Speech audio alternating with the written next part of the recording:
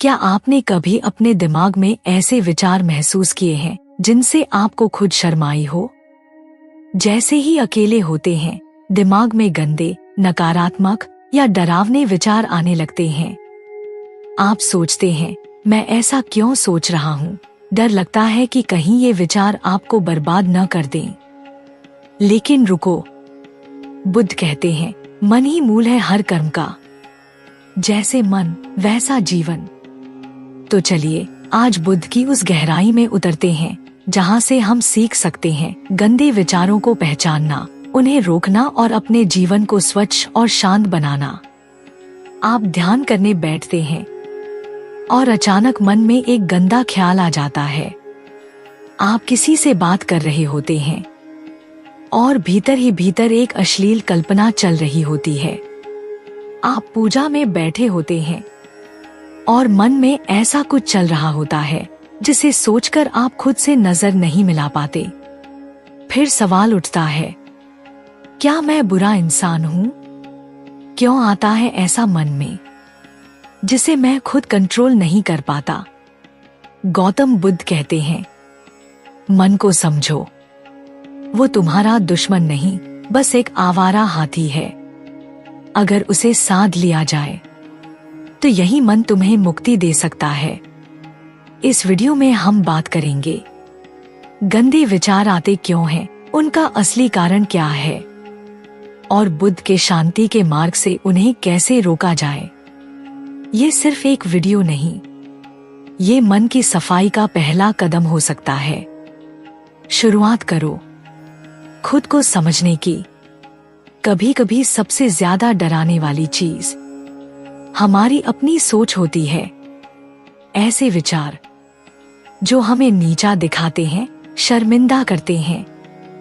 जैसे कहीं कोई जान न जाए कि मेरे मन में क्या चल रहा है। कभी मन में गंदी कल्पनाएं आती हैं, कभी ऐसी बातें जिनसे डर लगता है और हम सोचते हैं, क्या ये सिर्फ मुझे होता है? क्या मैं ही गंदा हूँ? क्या मैं ही पापी हूँ? लेकिन बुद्ध ने कहा था, मन एक बाग है, उसमें कांटे भी हैं और फूल भी।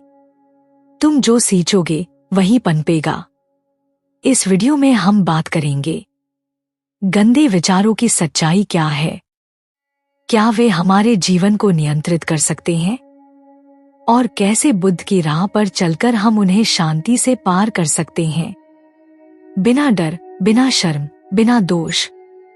शुरुआत करते हैं खुद को समझने की नहीं, बल्कि स्वीकार करने की। चलिए इस विषय पर विस्तार से बात करते हैं, गंदे विचार क्यों आते हैं और उन्हें कैसे रोका जा सकता है।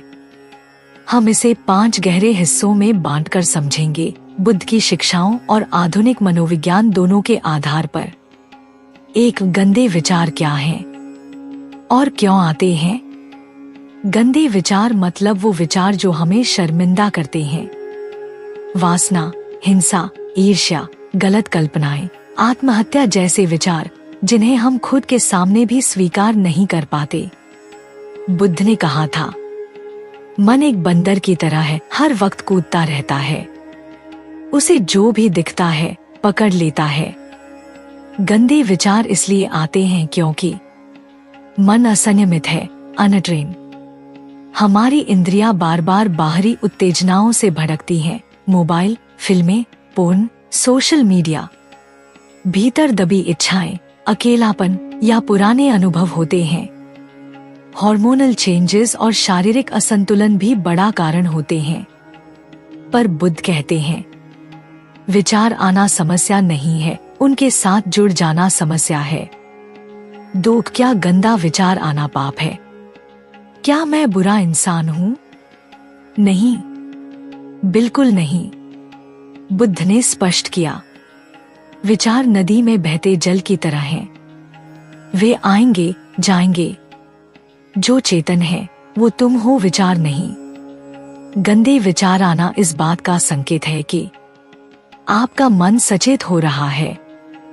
आप खुद को जांच रहे हैं। आप जागरूक हैं और ये बहुत बड़ी बात है। अगर आप शर्म, अपराध बोध और डर में फंस जाते हो तो वही विचार दोबारा आते हैं और ज्यादा शक्तिशाली होकर।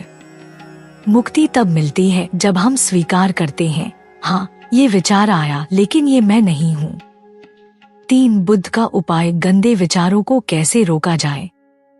आए, साक्षी भाव, ऑब्जर्विंग माइंड। विचार को आने दो, लेकिन उस पर प्रतिक्रिया मत दो। जैसे बुद्ध ने कहा, जैसे कोई बुद्धिमान आदमी जलती लकड़ी को देखता है लेकिन उसे हाथ नहीं लगाता। ध्यान विपश्यना यही सिखाता है। देखो लेकिन मत उलझो, विचार कमजोर हो जाएगा। 2 उपद्रवों का शुद्धिकरण। बुद्ध ने 5 क्लेश बताए, वासना, द्वेष, आलस्य, चिंता और संदेह। हर गंदा विचार इन्हीं से आता है। इनसे बचने के लिए संयम रखो, खाने, बोलने, देखने और सुनने में। दिन की शुरुआत शांत समय से करो, ध्यान या प्रार्थना से। रात को भारी खाना, अश्लील कंटेंट या गंदी संगत से बचो। 3 सत्संग और सच्चा मार्गदर्शन। बुद्ध ने हमेशा संग यानी अच्छे साधकों का समूह बताया। आपके आसपास कोई ऐसा हो जो सच्चा हो, समझदार हो और आपके विचारों को सुने, ये बहुत जरूरी है। 4 मनोविज्ञान क्या कहता है। मनोवैज्ञानिक मानते हैं कि इंट्रूसिव थॉट्स यानी जबरदस्ती घुसने वाले विचार हर इंसान को आते हैं। यह दिमाग का तरीका है पुराने अनुभवों को प्रोसेस करने का, सप्रेस डिजायर्स को बाहर निकालने का। अगर आप डर गए तो ये विचार और मजबूत हो जाते हैं, लेकिन अगर आप उन्हें ऑब्जर्व करो, नोट करो, एक्सेप्ट करो तो उनका असर धीरे धीरे खत्म हो जाता है। 5 स्थायी समाधान, जीवन शैली बदलो। दैनिक ध्यान, रोज सुबह 10 मिनट सांस पर ध्यान। सात्विक भोजन, हल्का, शुद्ध, शांति देने वाला। Digital detox, phone, social media को सीमित करो। रचनात्मकता, खाली समय में कुछ क्रिएटिव करो। सेवा और करुणा, किसी की मदद करने से आत्मा शांत होती है। नियमित नींद और व्यायाम, ये मन के लिए रामबाण है। मंत्र जाप जैसे बुद्धम शरणम गच्छामि मन को शुद्ध करता है। सेगमेंट 1 मन की प्रकृति। बुद्ध ने कहा था, मन चंचल है, बंदर की तरह उछलता है, लेकिन उसे साधा जा सकता है। गंदे विचार आना कोई असामान्य बात नहीं है, यह मन की स्वाभाविक गति है। जब तक हम इसे पहचानते नहीं, यह हमारे ऊपर राज करता है। एक समय बुद्ध के पास एक युवक आया और बोला, भगवान, मेरे अंदर गंदे विचार आते हैं, क्या मैं पापी हूँ? बुद्ध मुस्कराए और बोले, नदी में कचरा बहता है, लेकिन नदी गंदी नहीं होती। वैसा ही तुम्हारा मन है। विचार आए, इसका मतलब ये नहीं कि तुम वही हो। सेगमेंट 2 विचार और पहचान। हम सोचते हैं जो विचार मेरे अंदर आते हैं वही मैं हूँ, लेकिन बुद्ध कहते हैं विचार बादल हैं, तुम आकाश हो। जब कोई गंदा विचार आता है, जैसे किसी के लिए वासना, हिंसा या जलन, तो हमें लगता है ये हमारी सच्चाई है। नहीं, ये सिर्फ एक क्षणिक बादल है। यदि हम उसे देख लें, पहचान लें, तो वो खुद ही चला जाएगा। यही है पहला उपाय, पहचानो पर खुद को उससे जोड़ो मत। सेगमेंट 3 कारण क्या है। गंदे विचार बिना कारण नहीं आते। बुद्ध ने कारण और प्रभाव का सिद्धांत दिया, प्रतितिस्मुत्पाद। जैसे आप गुस्से में हैं क्योंकि कोई आपकी इच्छाओं को नहीं मानता। आप वासना से भर जाते हैं क्योंकि अंदर अकेलापन है। तो जब गंदा विचार आए, उससे लड़ो मत, उससे बात करो। पूछो तू क्यों आया है। ये आत्म पहचान का द्वार खोलता है। सेगमेंट 4 ध्यान की शक्ति। बुद्ध ने एकमात्र उपाय बताया, साक्षी भाव। उन्होंने विपश्यना ध्यान सिखाया, आंखें बंद करो, सांस पर ध्यान दो। विचार आएंगे, लेकिन जैसे ही तुम देखना शुरू करते हो, वो कमजोर पड़ जाते हैं। ध्यान का मतलब है बिना प्रतिक्रिया के देखना। एक साधु ने बुद्ध से पूछा, मैं गंदे विचारों से कैसे बचूं? बुद्ध बोले, देखो लेकिन प्रतिक्रिया मत दो। जैसे एक पर्वत पर बैठे हो और नीचे बाढ़ बह रही हो। तुम सुरक्षित हो यदि तुम उसमें नहीं कूदते। सेगमेंट 5 संगत और वातावरण। बुद्ध ने कहा, जैसे फूलों की सुगंध हवा में फैलती है, वैसे ही संगत का असर हमारे विचारों पर होता है। अगर आपकी संगत ऐसी है जो हमेशा भोग, वासना या नकारात्मकता में डूबी है, तो विचार कैसे शुद्ध होंगे? जैसा खाओगे वैसा सोचोगे। तो अपने वातावरण को बदलो। किताबें, वीडियो, संगीत और लोग सबका असर पड़ता है। सत्संग यानी सच्चाई का संग, यही विचारों की शुद्धि का सबसे सुंदर रास्ता है। सेगमेंट 6 शरीर की भूमिका। गंदे विचार केवल मानसिक नहीं होते, उनके पीछे शरीर भी काम करता है। भोजन कैसा है? नींद पूरी हो रही है? आप थके हुए हैं या ऊर्जा से भरे हैं? बुद्ध ने हमेशा मध्यम मार्ग बताया, ना ज्यादा खाना, ना भूखे रहना, क्योंकि असंतुलन से ही विचारों की गंदगी जन्म लेती है। शरीर की सफाई, मन की सफाई। सेगमेंट 7 आत्मकरुणा और क्षमा।